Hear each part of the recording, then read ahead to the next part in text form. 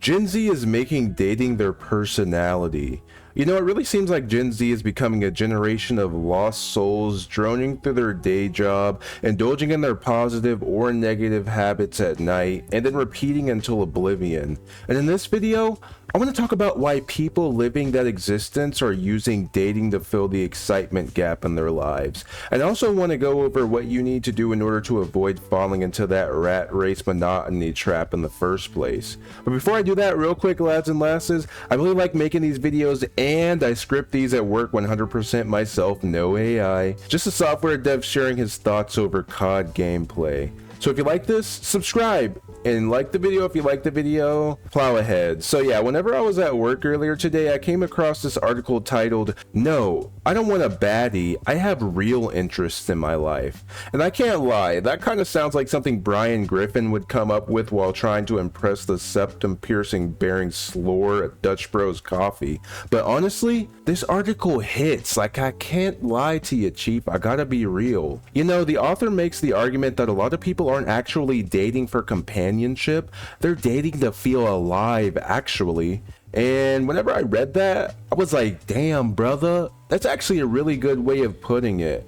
You know, I make most of my content to advise Gen Z men on navigating the modern dating space and life in general also, but I do think that people with boring lives outsourcing their entertainment to dating does disproportionately affect women, and it could be as simple as women just have more ability to date in the first place. Like, a woman hitting the median on the attraction scale can basically 10x the dating opportunity of a dude that gets a perfect score on that same scale.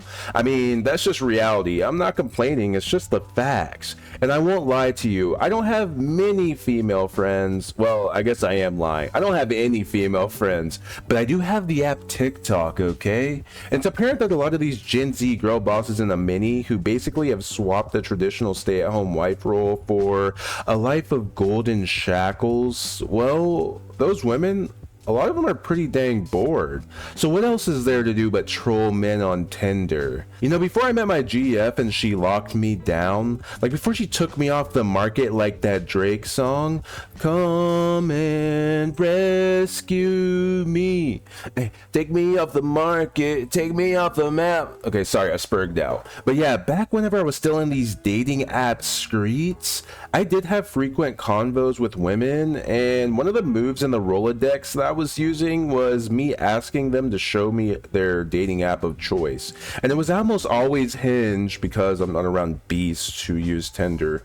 And after several iterations of them showing me their dating app profiles, I began to pick up on some pattern recognition. These women were literally treating dating apps like how a 12-year-old treats the Angry Birds mobile app. Like, I've had women straight up tell me, "Yeah, I'm just texting this guy back to hurt his ego." Like, a lot of these women on dating apps aren't taking you seriously, brother. That's why whenever I got seasoned in the dating app game, I had a hard rule that after 3 text exchanges, I needed to get that number. And basically, if she doesn't want to give you her number after 3 text exchanges on the dating app, just ghost her. Like, I mean, honestly, some people may disagree with ghosting, but that's what I did. You're just wasting your time. If she was actually attracted to you, she'd have no problem giving you her number. Just remember, she's done more for less. But anyways, let's get back on track. So there are 3 main takeaways I got from this article. First one being, and it's a continuation of what I was already talking about, dating gives bored people something to do, actually. Like, whenever you no longer are dating for marriage or at least a long-term GF, people don't necessarily select for the person that makes their life better per se. People select for the person who makes their life more interesting, and chaotic is often interesting. Like that toxic person who isn't texting you back, or for us men out there, well, 97% of you, or that toxic girl who just met you and is immediately asking why you follow so many hot young lasses on Instagram. You know, one thing I read that's actually pretty spot on is the popularization of terms like "do it for the plot," which, if you don't know, this is a term that women usually use. Like, I don't think my bro is texting me "do it for the plot" or "Delulu is a salulu." Like, if bro told me that, I told him to get back in the fruit section of the supermarket. But yeah, do it for the plot basically means I know what I'm about to do is a stupidly bad decision, one that'll probably leave me traumatized for all future partners at the worst, or one that'll make me just look like a clown at best. That's my understanding of that phrase. Like you're about to do something stupid, but you're doing it for the plot. And mind if I get a bit black pill here? Like I swear, I'm not a black pill channel. Like I do think that's cringe, but there are some truths to just about everything, just about. Maybe not like bestiality or something like that, but anyways. Modern women aren't quote unquote doing it for the plot whenever it comes to dudes that they're not attracted to. Like I truly believe that sometimes women go out on a hinge date with a guy they find attractive and they're just like, I don't really care as long as the guy isn't a total idiot. I'm gonna let him crack after dinner. Like, you know what, it's just time for me to do this again. Like you can't convince me otherwise of that. And women are loyal to their emotions, and I think sometimes I honestly think they just wake up and make a radical decision. Well, I guess it's for the plot. Anyway, second thing I picked up on from this article, and again, the title of the article is No, I Don't Want a Baddie. I Have Real Interests in Life, which is a comedy title, by the way, and it's by this dude named Omar Najjarine, I think, just to give due credit. But the second point is, it seems like our bored generation has turned chaos into entertainment. And just to move off the beaten path for a bit, this honestly extends past just relationships and modern dating. But this also comes to everyday life, geopolitics, and general just overall real life shit. It's almost like everything has become a train wreck, and I think it's just because our generation is so irony poisoned. For example, it's not normal that world-altering events like the numerous wars overseas or the chaos on the home front is being communicated via Twitter memes now. Like, I don't want to get into too much detail, but the official White House account is literally tweeting Call of Duty memes while discussing the war with Iran. Like, that's insane. Or when Kirky Kirk got one-tapped, there were more memes for that than the Super Bowl, brother. Like, that is not normal. But whenever Gen Z has a life that's so mundane otherwise, they start finding entertainment in the chaos. It's almost like saying you have to laugh to keep from crying. And maybe I'm just traumatized myself, but it also makes me imagine the BPD girls I've dealt with where they literally look in the mirror and cry while smiling. Like, I think we're all driving ourselves a bit mad, but we're enjoying it in a weird way.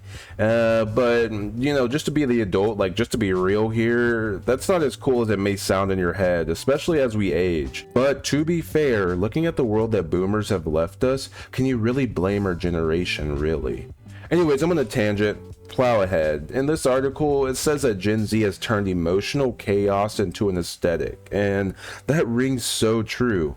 A lot of us are talking about our own lives as if we're characters in content, and that ain't right, Chief. I think that's called disassociation. I'm not a psychologist, but I think I'm on point there. But finally, this actually wraps up pretty nicely, and I'm glad I could end on a positive note with some advice, because the final point is, you need something bigger than dating, especially if you're a man. And I'm not simply saying stop caring about women or men romantically. Like, that is an important part of life. There's no bones about that. Like, the future mother of your children is a lifelong decision, actually. And that's super important. But what I am saying is dating should complement an interesting life. It shouldn't be the whole point of it. Like, for me personally, I have a job I'm semi-passionate about, at least, and at my current job, I'm building towards something, and I truly do learn every day, and I love that. I feel blessed to have that. So I have that, then I'm super focused on the gym and health goals, and I try my best to be present whenever I'm at the gym as well, not just go through the motions. And yeah, besides that, I also have a creative hobby, which is making these videos. That works for me, but the sliders can also adjust. Like, maybe you have a job that you don't really care about, but you have a super involved hobby like hiking or something like that, like something that you can engage in multiple times a week. I think that option works as well, but whatever the slider combination is, I actually select for relationships that remove drama from my life, not create it. That's one of the reasons why I made a hot foid I met on Hinge my permafoid. I'm just trolling, she hates whenever I call her that. All women are crazy and she's no exception, but she makes my life easier to where I can just focus on work, working out, and being creative, and not have to worry about the small things as much or have insane drama every week.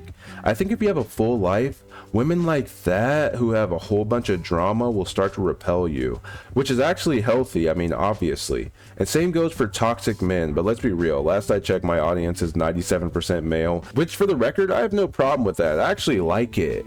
No homo. But for real, it feels good. Pause. But for real, it feels good, even if I could help only one dude out there. Anyways, enough of the fruit shit. What I'm trying to say is maybe the reason stable people become more attractive as you get older isn't just because you mature, but because you built enough of a life that you don't need another human being to manufacture excitement for you. Just a thought. Anyways, that's all I have to say on this, guys and gals. If you made it this far, subscribe and like the video if you liked the video. One more thing, take care, say your prayers, and I'll see y'all later. So yeah.